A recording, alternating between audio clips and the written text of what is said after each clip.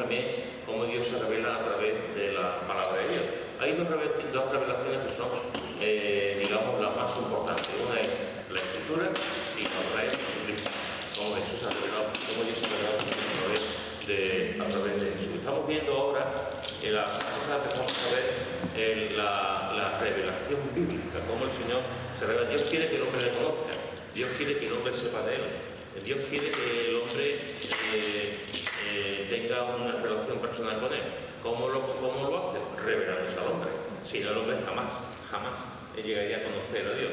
El mismo Dios, bienvenido a los dos, el mismo Dios se revela al hombre a través de la palabra. Y vimos en 2 de Pedro, capítulo 1, versículo 19 al 21, leímos la semana pasada y vamos a continuar ahora, que dice: tenemos también la palabra profética más segura, a la cual hacéis bien en estar atentos, como a una antorcha que alumbra en lugar oscuro, hasta que el día esclarezca y el lucero de la mañana salga en vuestros corazones. Entendiendo primero esto, que ninguna profecía de la Escritura es de interpretación privada, porque nunca la profecía fue traída por voluntad humana, sino que los santos hombres de Dios hablaron siendo inspirados por el Espíritu Santo. La semana pasada vimos cómo vimos también los versículos 16 a 18, en el cual Pedro está hablando de la experiencia que tuvo en el monte de la transfiguración y cómo Dios habló en el monte de la transfiguración. Y Pedro se acuerda de eso, está hablando de eso y está diciendo: Dios nos habló en ese monte. Dios nos habló, estaba Moisés, estaba Elías, estaba Juan, Santiago y yo, y Dios escuchamos la voz de Dios en ese momento, ¿no? Pero a la misma vez que está diciendo eso, Pedro dice: pero tenemos la palabra profética más segura. Es verdad que tuvimos el privilegio de estar y escuchar la voz de Dios, pero hay una voz de Dios que es más segura, y él habla de la palabra profética. Fijaros que, como vimos, dice que el calificativo muy importante es más seguro. Y vimos por qué en la Biblia la revelación de la palabra de Dios es más segura que otro tipo de revelaciones. Y vimos por la sencilla razón de que la palabra de Dios es inspirada por Dios. Vimos en 2 Timoteo, en el capítulo 3, cómo es inspirar. Vimos que la palabra griega que se traduce como inspirar es una palabra que tiene que ver con un soplido. Dios sopla, el Espíritu Santo sopla a la persona lo que tiene que escribir, lo que escribió, respetando su personalidad, respetando su forma de escribir, respetando sus maneras, pero después lo que escribe el autor es inspirado por el Espíritu Santo. Por eso es la palabra profética más segura, porque es inspirada por el Espíritu Santo. Y nos fuimos, y si recordáis bien lo que estuvisteis presentes, fuimos a Nehemías, al capítulo 8 de Nehemías, y estuvimos viendo cómo en un momento muy importante de la historia de Israel, donde la palabra de Dios había sido abandonada, donde no se prestaba atención a la Escritura, Esdras hace que el pueblo de Dios escuchase la palabra y se pone en un púlpito y empieza a enseñar la palabra juntamente con otros levitas. Y vimos que el pueblo estaba allí desde temprano, se llevó un montón de horas escuchando la palabra de Dios, y en varias ocasiones vimos que el pueblo estaba atento. Hombres mayores, personas jóvenes, estaban atentos a lo que se estaba enseñando la palabra. Y vimos que tenemos que tener esas dos vertientes: las personas que tienen la capacidad de enseñar la palabra, y como en el caso de Esdras y en el caso de los levitas, y las personas que tienen hambre de la palabra de Dios y están atentos a esa palabra de Dios. Y vimos también 4 argumentos relacionados con esto de por qué tenemos que estar atentos a la palabra de Dios. Vimos que tenemos que estar atentos también a la palabra de Dios porque la Biblia es un libro que transforma al mundo, porque hay gente dispuesta a morir por este libro, porque es el libro que más se vende y más se traduce.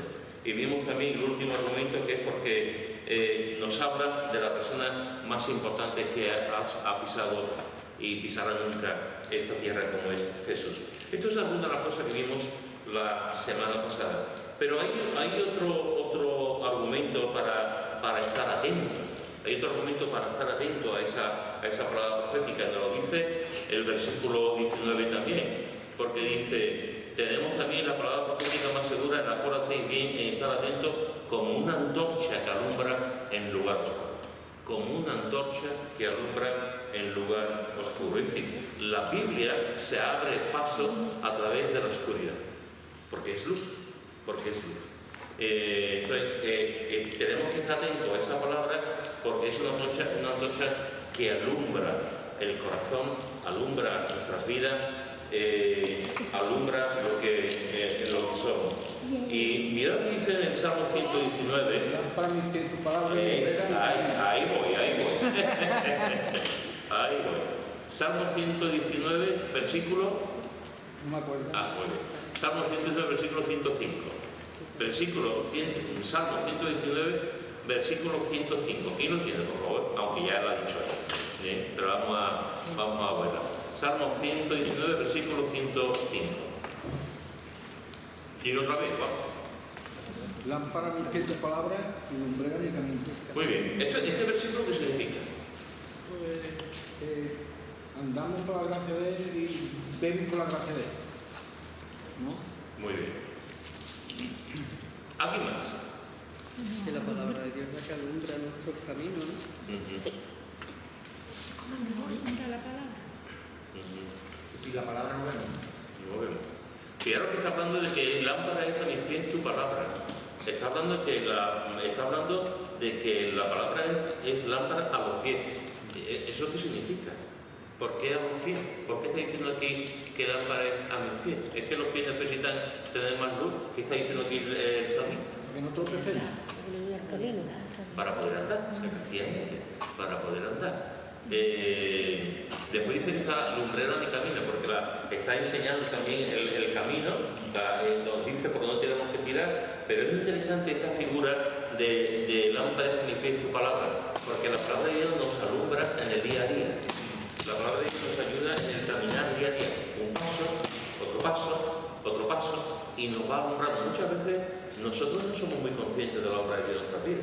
Muchas veces momentos que en el día a día, a veces no somos conscientes de la obra de Dios en nuestra vida. Pero cuando nos paramos y miramos hacia atrás, y vemos de dónde nos ha sacado el Señor, o como nos ha conducido el Señor, entonces decimos, ahora me di cuenta de todas las cosas que el Señor me ha protegido, me ha cuidado, me ha enseñado, etcétera, etcétera, etcétera, etcétera, ¿no?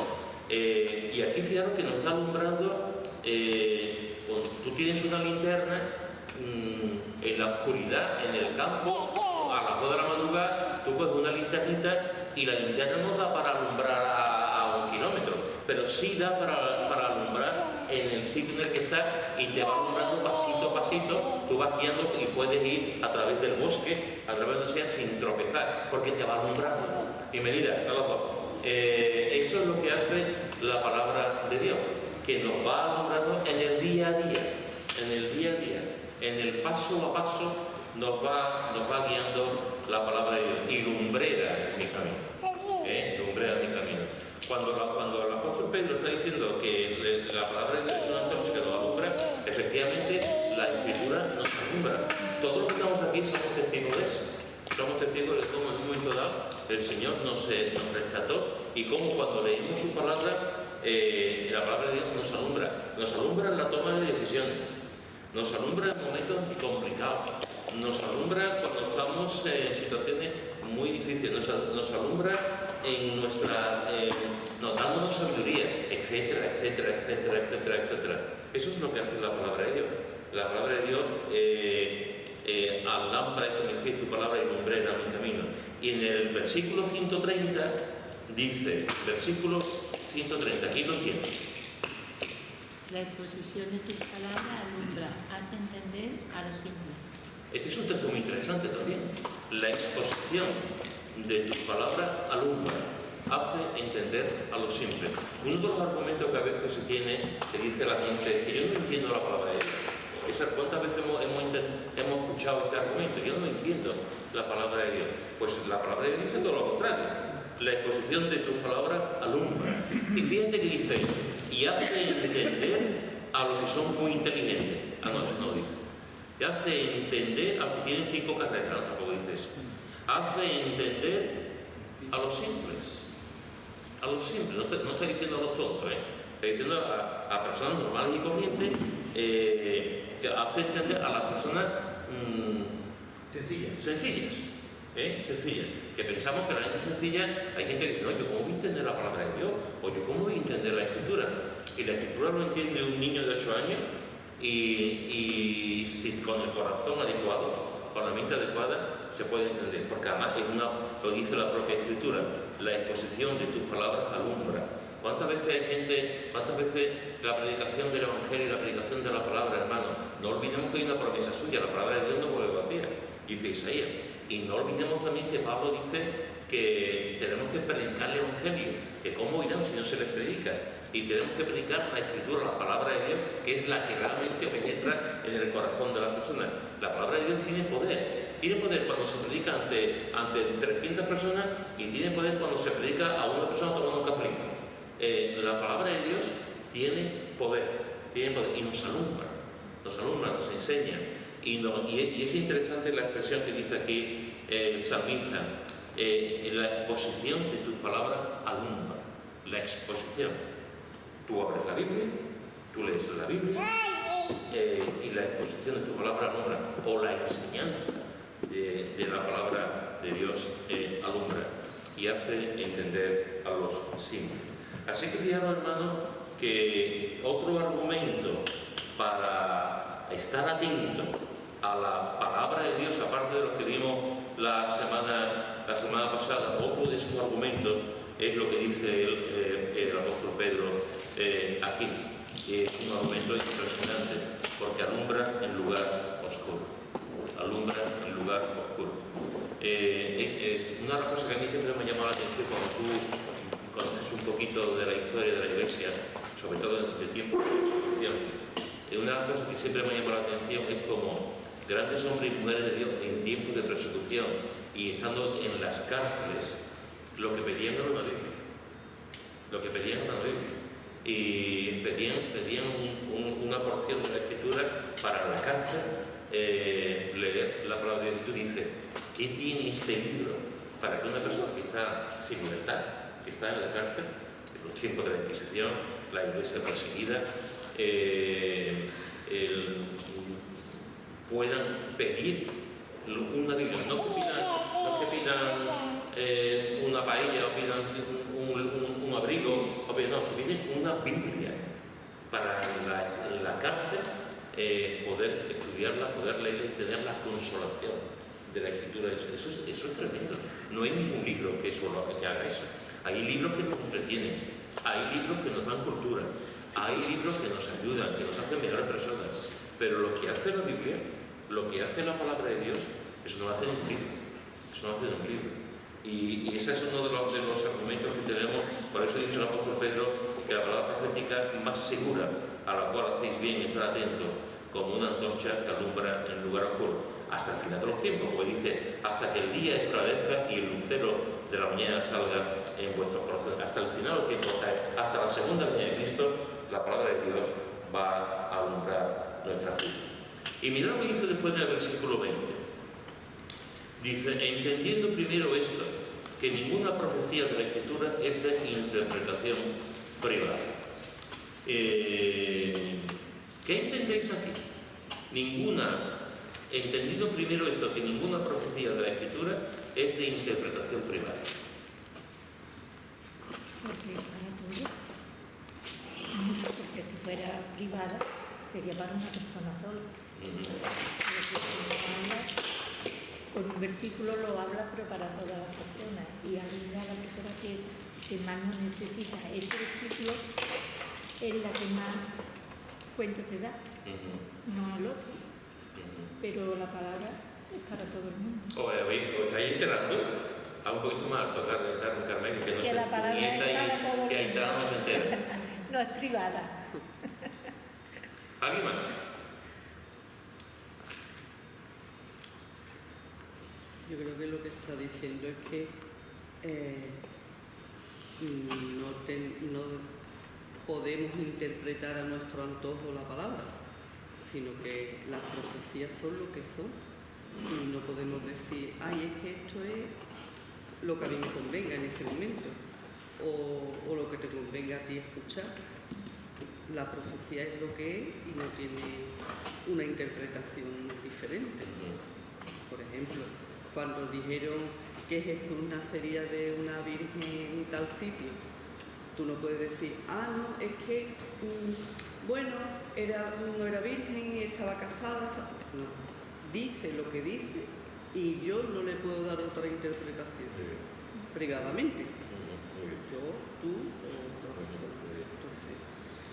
Fíjate que básicamente hay dos formas de entender, hay dos interpretaciones que creo que no se contradicen ni mucho menos. Hay al revés, creo que son complementarias. Hay dos explicaciones básicamente sobre este texto. La primera es que tiene que ver con la inspiración de las Escrituras, con la inspiración de la Escritura. Y es que los profetas del Antiguo Testamento, es decir, lo que escribieron en el Antiguo Testamento, no estaban expresando una opinión particular, no estaban expresando en la línea que está diciendo Tochi, no estaban expresando una opinión particular, sino que estaban expresando lo que Dios les estaba diciendo. Es decir, que cuando leemos en el Antiguo Testamento, tenemos que tener la certeza absoluta de que no es la opinión de Isaías, la opinión de Malaquías, o la opinión de otros autores que pusieron lo que ellos creían oportuno poner, sino que realmente ellos pusieron lo que Dios quería que pusieran, porque no era de interpretación privada lo que ponían, sino la guía en la obra, en la inspiración del Espíritu Santo. Es decir, ninguna profecía de la Escritura, ninguna parte de la Escritura, ningún párrafo de la Escritura del Antiguo Testamento la interpretó el hombre, fue guiada por el Espíritu Santo. Fue puesta, interpretada por el Espíritu Santo a los hombres que la escribieron. Otra opinión que hay sobre este texto, que digo que se complementan, que yo creo que se complementan muy bien, es sobre nosotros. Es sobre nosotros. Y es que nosotros tampoco podemos pretender, cuando interpretamos la Biblia, interpretarla a nuestro aire. Cuando leemos la Biblia, tenemos que interpretarla de acuerdo a lo que la palabra de Dios, el Espíritu Santo, pone, y no interpretarla como nosotros, en ese ejemplo que ha puesto ella, no interpretarla como nosotros creamos oportuno. Para eso hay maestros en la Escritura, en la Iglesia, cuando está la historia de la Iglesia, la teología de la Iglesia, etcétera, etcétera. Entonces, cuando interpretamos la Escritura, no la interpretamos a nuestro aire, sino que interpretamos la palabra conforme a la palabra. Y es lo que dice en este mismo libro, en 2 de Pedro, en el capítulo 3, versículo 15 al 16. 2 de Pedro, capítulo 3, versículo 15 al 16. ¿Quién lo quiere leer?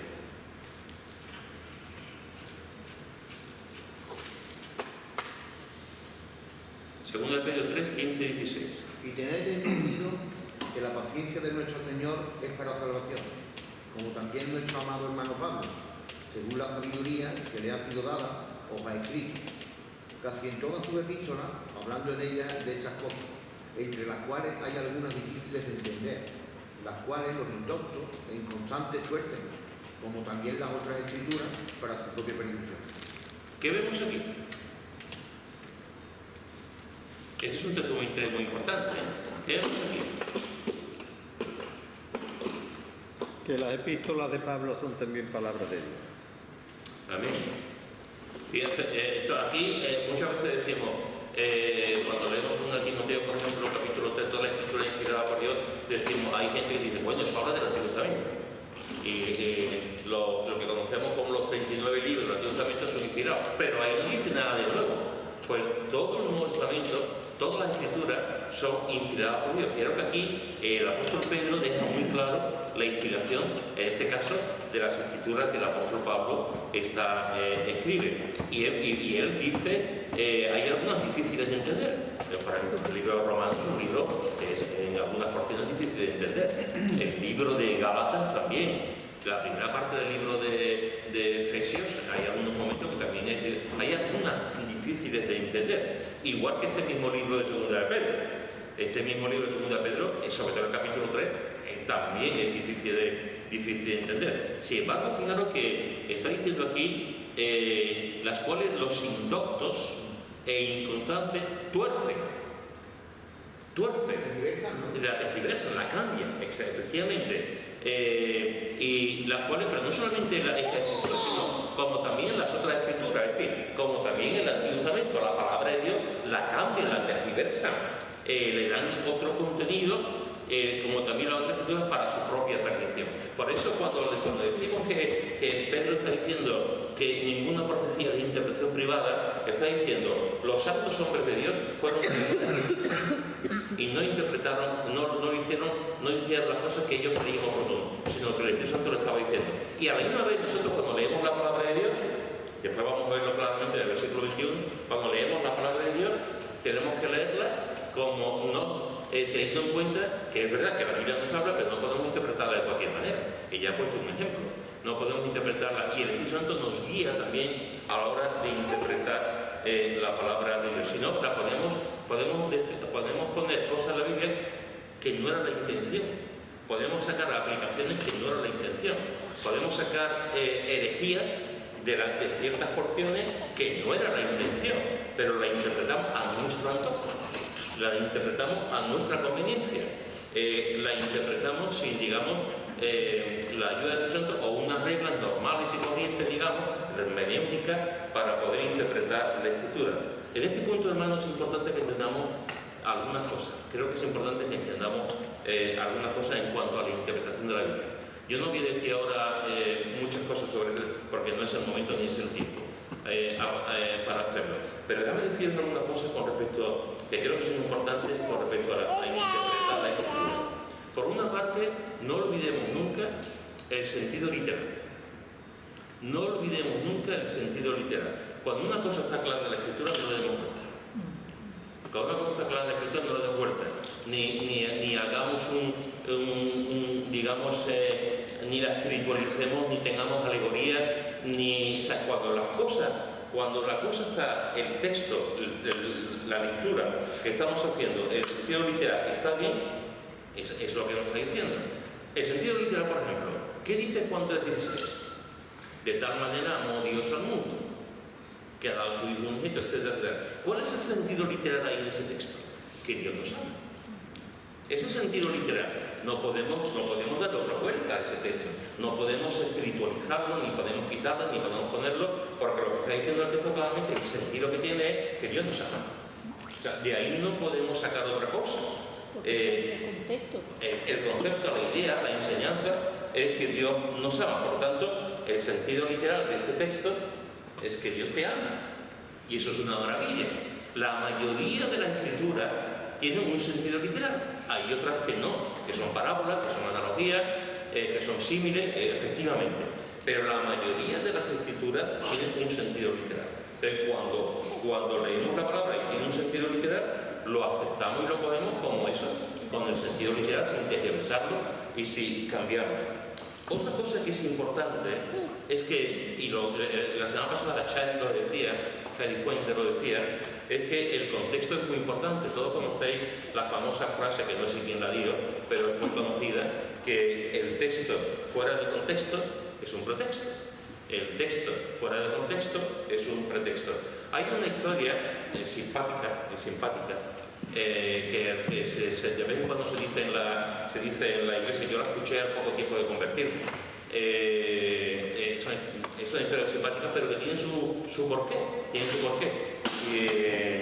Y es el ejemplo clásico que voy a decir. Tú suponte hay gente que tiene la costumbre de, en vez de leer la Biblia sistemáticamente, libro por libro, desgraciadamente hay gente que tiene la costumbre de abrir la Biblia y ahora leo Primera Crónica capítulo 1 y mañana abro la Biblia y leo Primera Crónica capítulo 10 y no te entra en nada. Pero hay gente que hacen así, se van saltando, ¿no? Pues esta historia que algunos de vosotros conocéis de un creyente que se acaba de convertir y se coge la Biblia, abre la Biblia en Mateo 27:5. Y Mateo 27:5 dice: Judas fue y se ahorcó. Entonces dice: Judas fue y se ahorcó. Ahora coge la Biblia, da otro salto y va a Lucas 10:37. Y en Lucas 10:37 dice, ve tú y haz lo mismo. Entonces, cuando este hombre lee Judas fue y saltó y lee después, ve tú y haz lo mismo, el hombre se queda así un poquito y ahora pasa otra vez la Biblia y va a Juan capítulo 13, versículo 27 y dice, lo que vas a hacer, hazlo pronto. Lo que vas a hacer, hazlo pronto. Entonces el hombre dice, Judas fue y saltó, ve tú y haz lo mismo, y lo que vas a hacer, hazlo pronto. Eso es sacar todo eso fuera de contexto. Todas esas palabras, ¿por qué? Porque no ha leído el texto, no ha leído lo que viene antes y lo que viene después. Entonces, saca todo eso y el hombre, pues, ha llegado a la conclusión, Dios quiere que me ahorque, ¿no? Ligero, ¿no? Además, ya, vamos. Esto nos hace reír, pero es un ejemplo de lo que pasa cuando sacamos el texto fuera de contexto. Otro texto que el Señor bendice, que el Señor bendice, y mucha gente se ha convertido a través de esto, pero realmente no es un texto para los inconversos. ¿Qué dice Apocalipsis 3:20? ¿Os acordáis? Aquí yo estoy a la puerta y llamo. Aquí yo estoy a la puerta y llamo.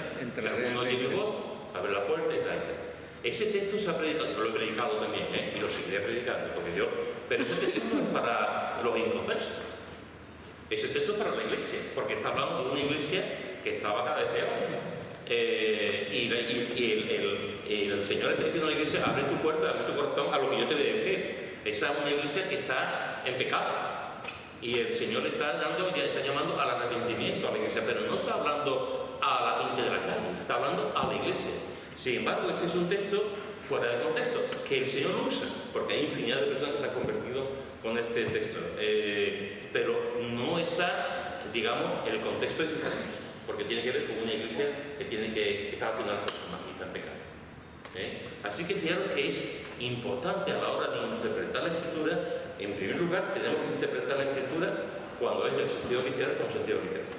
En segundo lugar, teniendo siempre en mente en la porción anterior, a veces la porción anterior son 10 versículos, pero otras veces son un par de capítulos. Ver el contexto, adiós Pili, en el que está escrito, porque si no, no pueden pasar cosas de este tipo. Otra cosa importante que tenemos que tener en cuenta a la hora de leer la palabra de Dios es que los pasajes claros deben de interpretar a los pasajes menos claros. Los pasajes claros deben de interpretar a los pasajes menos claros. Miren lo que dice en Segunda de Reyes, capítulo 2, Segunda de Reyes, capítulo 2, versículos 23 y 24. Segunda de Reyes, capítulo 2, versículos 23 y 24. ¿Quién los tiene para leer?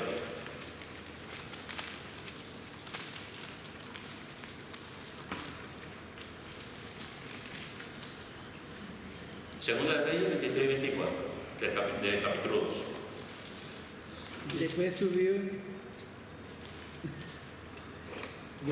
de allí a Betel, y subiendo por el camino salieron unos muchachos de la ciudad, y se burlaban de él, diciendo, Calvo, sube, Calvo, sube. Y mirando él atrás los vio, y lo maldijo en el nombre de Jehová. Y salieron dos osos del monte, y despedazaron a ellos a 42 muchachos. Muy bien. ¿Significa este texto, hermano, que cuando veamos a los calvos por la calle tengamos que decir, ¡Calvo, Calvo, sube! ¿Significa este texto que tenemos que meternos con los calvos? Sí. Sí. Este es un texto realmente, bueno, para los 42 muchachos no, a los 42 muchachos murieron, pero este es un texto que nos hace sonreír, o sea, porque aquí se encuentra con Eliseo, y cuando se encuentra con Eliseo, pues son muchachos, son chavales, y se meten con él, Calvo, sube, ya sabemos que Eliseo no tenía pelo, sube, y ¿qué es lo que hace? Mirando atrás los vio y los maldijo en nombre de Jehová. Y salieron de esos dos osos del monte y se los cargaron. Este texto no significa que tengamos la autoridad de decirle a los calvos, calvo, y si dicen algo, mándale oso. No. Por eso es importante que entendamos que los textos que son, no, este texto nos hace risa, pero no hay otro texto en la Escritura que nos diga lo mismo. Entonces, no podemos sacar una teología de que cuando nos hacen mal tenemos que decir al Señor, Señor, manda los osos diplomáticos para que los carguen. No, cuidado. Tenemos que aprender a meternos con la gente y hacerle la Pascua. Eso es.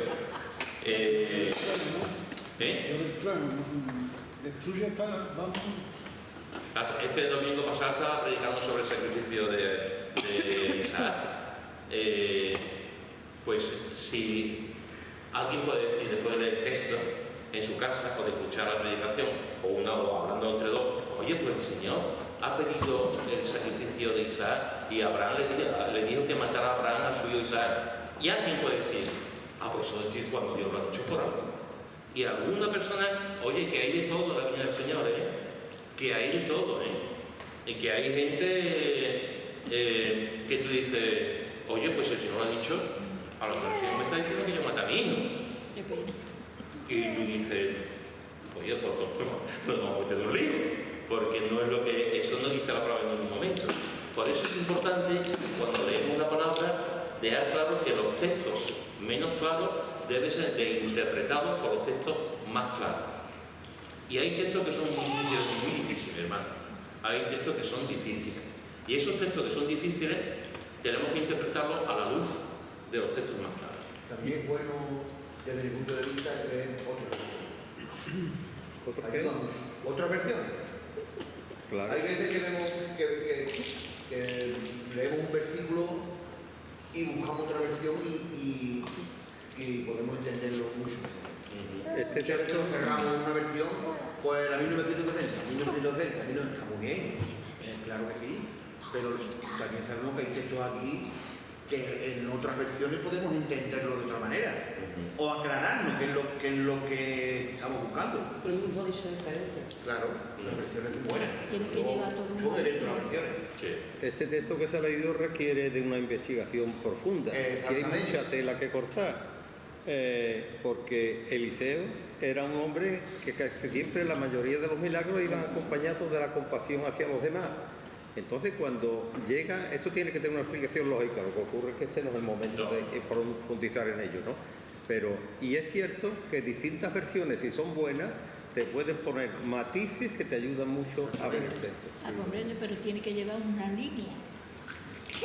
Tiene que llevar una línea, una cosa con otra, porque si no, no te enteras. No, en las diversas versiones lo que hay son matices. Son matices. Porque si las diversas versiones te dicen, uno te dice día y otro te dice la noche, ahí algo falla. Ahí algo falla. Entonces, las diversas versiones lo que nos ayudan es a entender, es como los textos paralelos. A lo mejor tú dices, coge una versión de la Biblia de las Américas y la misma versión de la Reina Valera o de cualquier otra versión. Y hay textos, hay cosas que tú dices, mira, por aquí lo puedo entender mejor, esta palabra. Pero ocurre lo mismo con los textos paralelos de los evangelios, por ejemplo. Tú lees un pasaje de Mateo y a lo mismo ese mismo pasaje lo lees en Marcos o en Juan o en otro y te da otras posturas también, que te ayuda a interpretar el texto, que te ayuda a entender bien el texto. Por eso es importante, yo cada vez, cuando yo preparo los estudios, sobre todo los estudios, las predicaciones no tanto, pero los estudios, yo pongo varias versiones porque me ayudan. Y cuando yo tengo mi tiempo para mí, también, aunque normalmente yo pongo la Reina del 60, 1960, normalmente es la que yo uso siempre. Pero hay ocasiones en que para aclarar más el texto, o hay alguna cosa que no entiendo, es verdad que otras versiones, Dios habla al hombre, hay un montón de versiones, gracias a Dios, que nos pueden enriquecer. Y los textos paralelos, igual, no solamente los evangelios, Primera Reyes, Crónica, etcétera, que puede ser y te ayuda. Por eso es importante también comparar las diversas versiones y comparar los pasajes paralelos, porque nos van a ayudar a la hora de entender. Mi mujer y yo cada mañana leemos normalmente, y por este orden, la Biblia de las Américas la nueva traducción viviente y acabamos luego en la Reina Valera del 70. ¿Por qué? Porque tengo ya muchísimos versículos atesorados en el corazón y en la mente. Pero las tres son magníficas. La de las Américas, la nueva traducción viviente, que tardaron 10 años en sacarla, y la Reina Valera, cada día, una maravilla, vamos. Y eso que ha dicho, es que hay matices en una que dice, anda, mira lo que dice aquí, que te abren los ojos. Así que fijaros que te he comentado que cuando leemos la palabra, son pequeños consejos, no son cosas, porque tampoco es este el momento. Otra cosa que tengamos un estudio sobre cómo interpretar la escritura, eso también. Pero lo que quiero comentar es, lo que quiero que veamos es que a la hora de interpretar la escritura, nosotros en nuestro devocional, en la lectura que hacemos cada día en nuestra casa, hay una serie de cuestiones que tenemos que tener en cuenta. Una de ellas es cuando es el sentido literal, es el sentido literal, no le demos vuelta. El segundo es que el contexto es muy importante. La tercera cosa es que los pasajes claros interpretan a los pasajes menos claros. Y la cuarta cosa que hemos visto es que comparar los pasajes paralelos y tener otras versiones que nos complementan y nos ayudan. Y otra cosa sumamente importante, el sentido común, que a veces se nos va, el sentido común. Mirad lo que dice en Mateo capítulo 18, versículos 6 a 9. Mateo capítulo 18, versículo 6 al 9. ¿Quién lo quiere leer?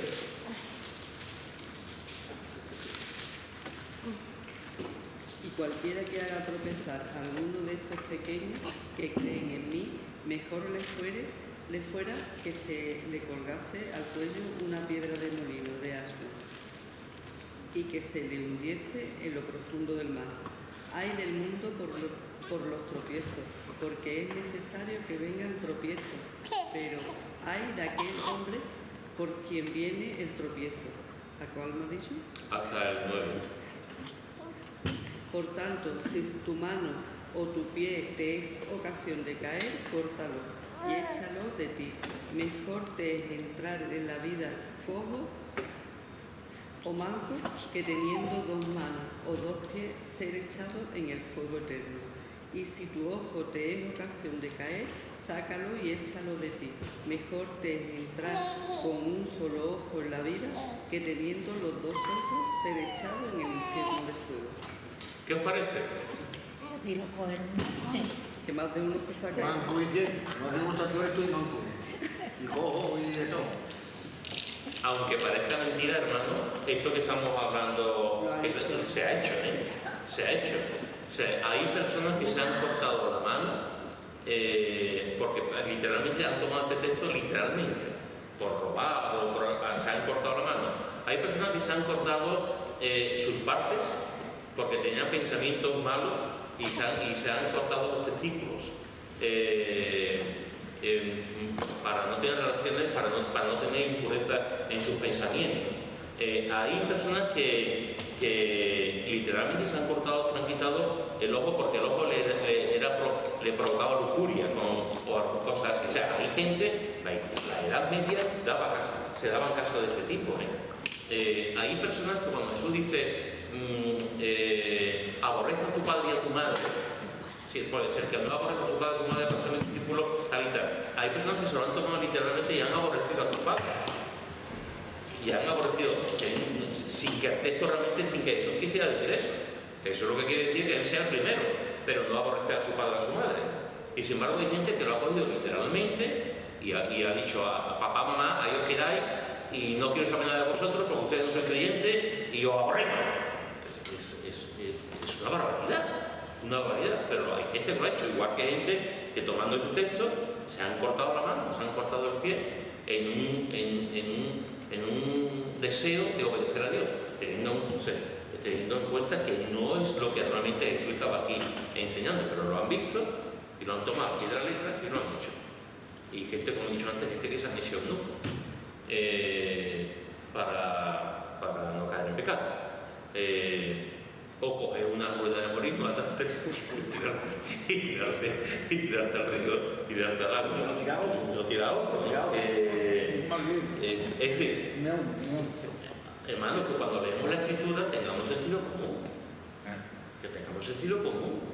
Que no es tan complicado. Y a veces leemos la escritura, vemos una serie de cosas y le damos lo cambiamos por completo. Cuando no tiene nada que ver lo que está diciendo el texto por lo que interpreta. Cuidado. Estas son pequeñitas cosas, algunas cosas, pero que nos pueden ayudar a la hora de leer el texto, conocer el texto y hacerlo nuestro. Porque si no, como dice Pedro, hablando de la epístola de Pablo, los indoctos e inconstantes la tuercen. Y no hay nada más triste que torcer la escritura. Cuando torcemos la escritura, hermano, hacemos sectas, hacemos herejías y hacemos a la escritura decir cosas que no dice. Alguna vez he comentado, yo no lo conocía, pero conocía a los padres de un joven, un líder de un grupo de jóvenes en una iglesia. Y se fue contra 4 mujeres, los chavales, 3 o 4 muchachas enaltecidas de la iglesia, y se fue a vivir con ellas. Y decía que la escritura hablaba de la poligamia, y había textos que hablaban de la poligamia, y se fueron, hizo una secta, él con 2 o 3 mujeres, con derecho de pernada, con las mujeres, y las mujeres se fueron, y los chavales se fueron con él. Como si esto fuese con una interpretación de la escritura horrible. Yo recuerdo alguna vez que vino un hermano que se llamaba Pedro, igual que yo, venía en el coche con nosotros hace muchísimos años, estuvo en el culto cuando estábamos allí, y cuando terminó el culto volvimos a casa, vivía en Sevilla. Su padre era médico, él era un reformado, su padre era una persona muy importante dentro de su denominación. Y en la vuelta él nos hablaba de que él estaba convencido de que estaba divorciado, no estaba divorciado en aquel momento. Era de los pocos que se sabía que estaba divorciado. Y que estaba buscando un mujer, y él creía que la palabra de Dios no tenía ningún problema a la hora de que él estuviese con la mujer. O sea, que él creía que la escritura enseñaba la poligamia. Y te hablaba el caso de David, el caso de Salomón, casos que están ahí, pero te decía, oye, si estas eran, ¿por qué no? Entonces te interpretan la escritura, te la reinterpretan de tal manera que puedes hacer una secta, que puede hacer daño, que puede hacer a tu país lo que te conviene a ti, como te conviene a ti, lo interpretas en función a eso. Los mormones son así. Los mormones son así, lo que pasa es que tienen su entrecomillado. Cuando los mormones comenzaron, es verdad que los mormones comenzaron y eran así. De hecho, los primeros mormones tenían varias mujeres. Y de hecho como pasan tantas otras cosas, los mormones tienen varias ramas. Cuando hablamos del mormonismo, no estamos hablando solamente de los mormones, tienen varias ramas. Unos son más radicales, otros son menos. Hoy en día, algunas ramas del mormonismo siguen pensando y siguen enseñando y siguen haciendo y tienen 2 o 3 mujeres. No es como antes, que a lo mejor tenían 7, 8, 9, tienen 2 o 3, pero la mayoría de los mormones hoy en día, hay que decirlo, la mayoría de los mormones están casados con una sola mujer. No por principios bíblicos, sino por principios del gobierno, porque la mayoría de los gobiernos prohíben la poligamia. Entonces ellos aceptan la autoridad de los gobiernos, por eso no se casan, porque los gobiernos no aceptan, los estados, por ejemplo Estados Unidos o a Europa, que todo vendrá, que cualquier día hay un estado que sí se puede casar, que no tiene nada en contra de casarse con más que una mujer. Sí, es donde viven la mayoría de los mormones. ¿En Utah? En Utah, que no está prohibido. No, claro, viven allí. ¿Quién ha fundado el estado? Claro, es el núcleo, claro, Sí. claro. Pues yo no sabía que en Utah... Sí, pero solo ese estado. Solo este estado. Así que fijaros que es verdad que José Smith estuvo casado con varias mujeres y Brigham Young y todo, y sí, pero que hoy en día hay muchos mormones que no, que tienen una sola mujer. Y hay otro dentro del mormonismo, otra línea que son más así y siguen, y efectivamente tienen 2 o 3 mujeres, sí. Pero ellos intentan respetar las leyes del gobierno, por eso no. Mira, cuando tenemos la palabra de Dios, cuando leemos la palabra de Dios, de verdad, hermano, tenemos que ir a la Escritura con temor y temblor, con agradecimiento, con alegría. Estamos escuchando, leyendo la palabra de Dios, y lo más importante de la palabra de Dios es que Dios me hable. Pero que Dios me hable no para que mi corazón, mi mente se llene, sino que Dios me hable para que yo haga su voluntad, para vivir como Él quiere, como hijo suyo. Por eso es importante que cuando vayamos a la palabra de Dios, leamos con tranquilidad, leamos en oración, leamos con reverencia y con el alma abierta a la voz de Dios. Por eso este tipo de consejos que estamos viendo son importantes a la hora de leer la palabra. Pero sobre todo cuando leemos la Escritura, lo que nos dice aquí el apóstol Pedro, en este texto que hemos leído, cuando leemos la Escritura, tenemos que tener en cuenta lo que dice en el versículo 21, porque nunca la profecía fue traída por voluntad humana. Otra vez está hablando del argumento de que no fueron los hombres los que lo hicieron, sino que los santos hombres de Dios hablaron siendo inspirados por el Espíritu Santo. Los santos hombres de Dios hablaron siendo inspirados por el Espíritu Santo. Lo mismo que vimos antes la semana pasada en el 2 Timoteo, siendo inspirados por el Espíritu Santo. ¿Cómo vamos a la palabra? ¿Cómo estamos atentos a la palabra? ¿Cómo la palabra alumbra en nuestras vidas? Pues ¿cómo podemos no tener una interpretación que nos lleve a una herejía? O hacer cosas que no tienen nada que ver con lo que enseña la Escritura, pues con algunas normas de interpretación normales, como hemos visto ahora, pero sobre todo, hermanos y hermanas, con la guía del buen maestro. Y el buen maestro es el Espíritu Santo, que es el que nos guía en la enseñanza de la palabra de Dios. Tenemos un maestro infalible, tenemos una palabra infalible, tenemos un mensaje infalible, tenemos un Salvador infalible. Cuando leemos la palabra de Dios y abrimos la Escritura, el Espíritu Santo es el que nos guía en la interpretación y en las aplicaciones para nuestra vida. Es Él. Los libros nos ayudan, los comentarios nos ayudan, las cosas que encontramos en internet nos pueden ayudar, todo lo que queramos. Y tenemos que dar gracias a Dios por todo ello, por los hombres y mujeres que pasan horas estudiando para nuestro beneficio. Pero al fin, al cabo, quien realmente nos guía en el estudio de la palabra es el Espíritu.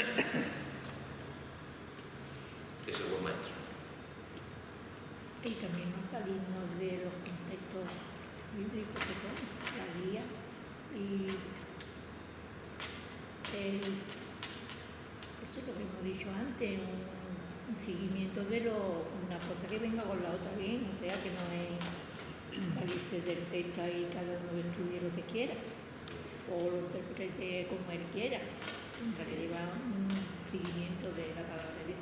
Y eso en este tiempo tenemos que estar muy seguros de lo que creemos y de saber la palabra de Dios que dice, porque cada día están sacando cosas que van todo en contra de Dios, no podemos creer por lo que vemos ni escuchamos.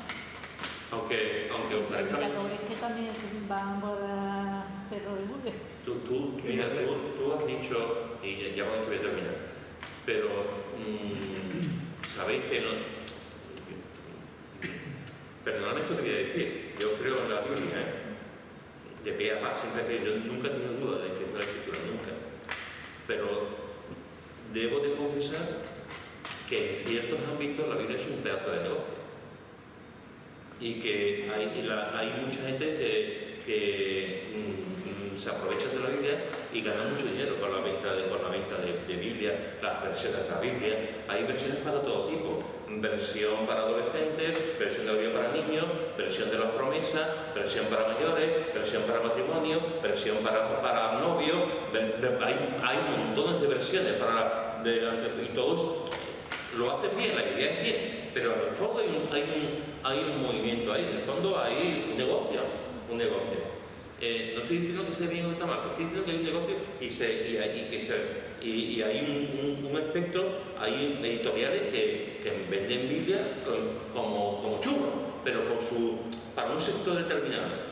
En la Biblia que está diciendo ella, hermano, hoy en día, en la época que estamos viviendo, hay Biblia gays, hay Biblia para homosexuales. Hay Biblias para homosexuales, hay Biblias que te cambian el sentido de los textos, que te dicen, o sea, hay gente que tienen Biblia en su casa donde se da permiso, donde la Escritura nos dice que podemos tener relación hombre con hombre y mujeres con mujeres, y lo hay, y se venden, y la gente lo compra, y la gente lo lee, y la gente te dice, esa es la versión auténtica. Entonces, compra eso, porque claro, no va a comprar una. cuando tú dices no, y te cambian por completo la palabra. Muchas veces hablamos de los testigos de Jehová y decimos que los testigos de Jehová cambian la comilla, cambian el punto, y te cambian todo el sentido literal de los textos. Pero es que hay versiones evangélicas que son horribles. Y en cuanto a la deidad de Cristo, en cuanto a que Cristo es Dios, ni te cuento la cantidad de versiones que hay, tampoco quiero ser esa, pero algunas versiones que te bajan a Cristo, que te rebajan la divinidad de Cristo. Bueno, y entonces, ¿qué no han leído el capítulo 22 de Apocalipsis, versículo 18? Los cobardes, los incrédulos, los homosexuales allá. Pero lo digo por todas formas de ejemplo. Todo que cambie la palabra del Señor, que sea una tilde, ya está dicho todo. Sí. Entonces, en la línea que está diciendo Carmeli, ojo, que el día de mañana pueden decir que todo se andará, que lo mismo te dicen ahora dentro de un tiempo y vienen unos partidos te dicen, pues aquí también se permite la poligamia. Y ahora te viene una iglesia, te viene un creyente, te viene un maestro, te viene una iglesia y te dice, oye, ¿por qué no? La Biblia dice esto. Y se ríe. Y también en esto de ahora con internet, la cantidad de predicadores que hay, y cada uno da una versión que quiere y como puede.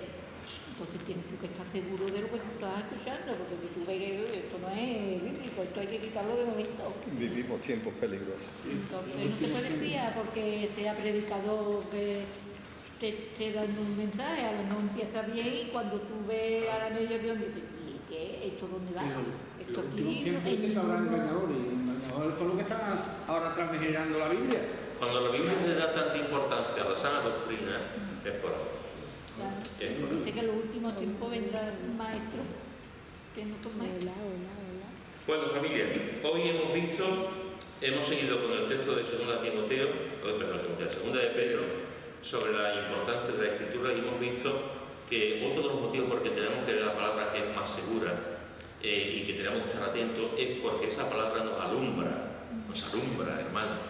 Hemos visto el Salmo 119, 105, el versículo 130, etc. Hemos visto también, en cuanto a las dos posibles interpretaciones del texto del versículo 20, entendiendo primero esto, que ninguna profecía de la Escritura es de interpretación privada. Y hemos visto algunos ejemplos a la hora que nos pueden ayudar a la hora de leer y entender y aplicar la Biblia a nuestra vida. El sentido literal, el contexto, los pasajes claros deben interpretar los pasajes menos claros, comparar las versiones y los pasajes paralelos y el sentido. Y hemos visto, lo más importante de todo esto, es que cuando leemos la palabra tenemos que estar convencidos que el Espíritu Santo nos va a ayudar a la hora de entender la Escritura. No hacer lo que nosotros queramos. Porque muchas veces lo que hacemos es que buscamos versiones que van en consonancia a lo que yo creo, sino tenemos que buscar realmente la guía del Espíritu Santo para entender plenamente la palabra, por lo menos hasta donde podemos entender, que no podemos entenderlo todo, pero hasta donde podemos entender esa preciosa palabra de la que Dios es el autor y la que nos habla. Amén.